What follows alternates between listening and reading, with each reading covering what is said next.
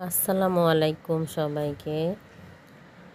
আমাদের কোরআন হাদিসে খুব স্পষ্টভাবে লেখা আছে, আত্মীয় স্বজনের সাথে সম্পর্ক ছিন্নকারী কখনো জান্নাতে প্রবেশ করবে না। কিন্তু আমরা বর্তমান সময়ে দেখতে পাই নিজের পরিবারের সাথে নিজের কাছের মানুষের সাথেই সবচেয়ে বেশি শত্রুতামি।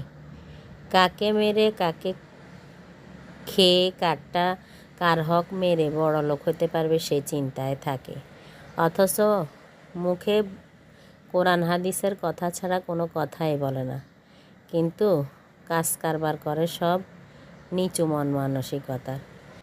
দেখবেন যার জন্য সবচেয়ে বেশি করছেন সেই আপনার বুকে ছুরি মারতে বসে থাকবে, আর যে কিছুই করে না তার কোনো দোষই নাই, তার পক্ষে একসময় সবাই দাঁড়িয়ে যায়। আর যে বেশি করে তার হাজারটা দোষ। এটাই কি সব সময় বাস্তবতা? যাই হোক, আল্লাহ সবাইকে হেদায়েত দান করুক, এছাড়া আর কিছু বলার নয়।